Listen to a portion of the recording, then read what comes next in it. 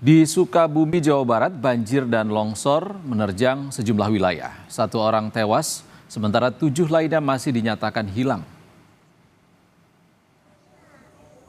Pasca banjir, warga mulai membersihkan rumah mereka dari lumpur. Selain membersihkan lumpur, warga juga mengevakuasi barang yang masih layak digunakan. Lokasi banjir diantaranya berada di perumahan Pratama Indah, Desa Bojong, Kecamatan Cikembar, Kabupaten Sukabumi. Kata warga, banjir terjadi setelah hujan deras dengan intensitas tinggi mengguyur wilayah tersebut. Di sini mah lebih dalam. Kalau ke sini Cepet harusnya. Makanya saya evakuasi. Saudara, dalam program Breaking News pagi tadi, Pranata Humas Ahli Muda BPBD Jawa Barat menyebut banjir sudah mulai surut dan menyisakan lumpur. Akibat banjir, 1 orang meninggal dan 7 orang masih dalam pencarian. ada 120 rumah yang terendam ya. Dan ini posisinya memang saat ini sebenarnya sudah mulai surut.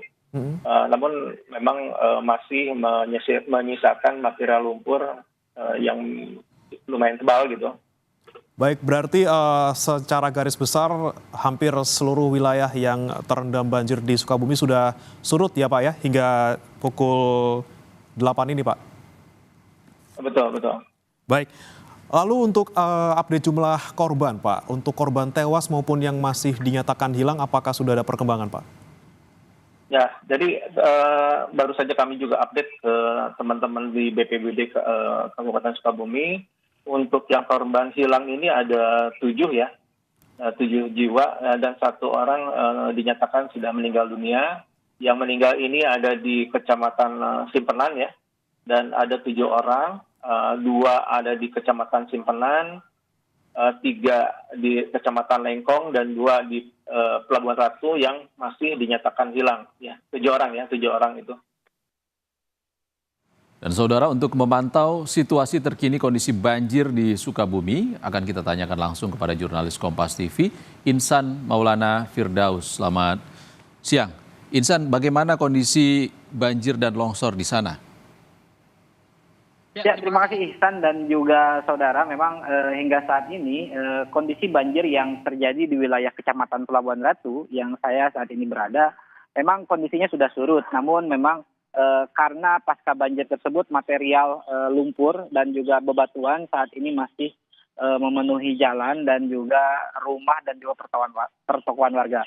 Dan memang hingga saat ini warga beserta relawan dibantu tim SAR juga sedang membersihkan material lumpur yang memang menghalangi ruang dari rumah dan juga pertokoan yang warga akan ingin usaha, serta juga jalan raya yang memang akses warga untuk mobilisasi baik ke rumah sakit, ke pasar dan lain sebagainya. Sehingga salah satunya di jalan raya Cangehgar Kecamatan Pelabuhan Ratu sendiri yang merupakan jalan lingkar, yaitu ada 2 jalur. 1 jalur yang saat ini hanya bisa digunakan karena memang 1 jalur saat ini masih terendam air.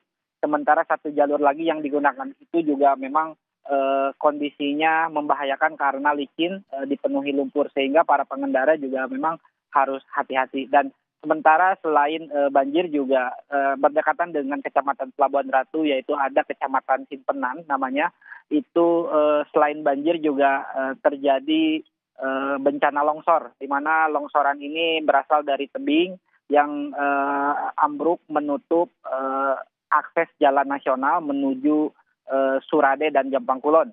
Sementara itu, selain juga longsoran yang menutup badan jalan, di jalan awal masuk ke Simpenan itu ada sebuah jembatan yang berada di atas Sungai Cidadap, itu juga terputus sehingga kendaraan baik roda 4 maupun roda 2 itu tidak bisa melalui jalan tersebut.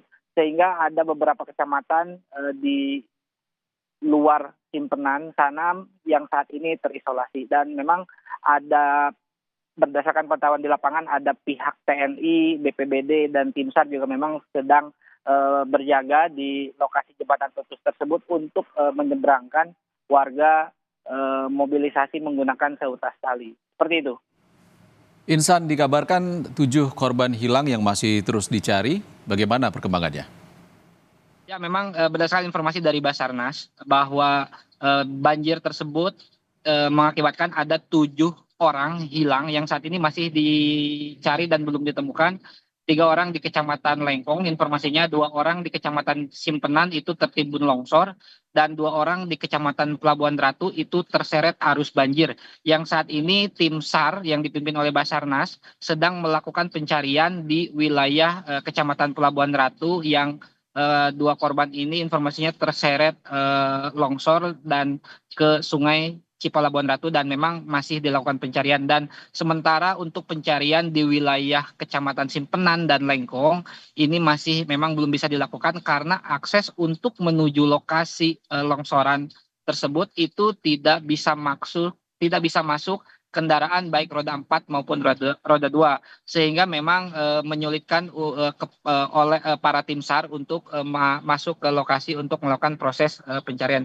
Sebenarnya bisa melalui jalur Sagaranten, namun itu sangat jauh dan harus memutar ke kota Sukabumi lalu masuk ke Nyalindung sehingga masuk ke Simpenan ataupun Lengkong. Namun memang karena terjadi banjir ini adalah pada malam tadi, tim SAR gabungan yang dipimpin Basarnas, yang kebetulan pos SAR Basarnas ini berada di Kecamatan Pelabuhan Ratu, langsung berfokus melakukan evakuasi yang terdekat dulu, yaitu di Kecamatan Pelabuhan Ratu yang terseret arus banjir. Informasinya yang saat ini masih belum juga menemukan titik terang untuk ditemukan para korban tersebut. Seperti itu, Isan.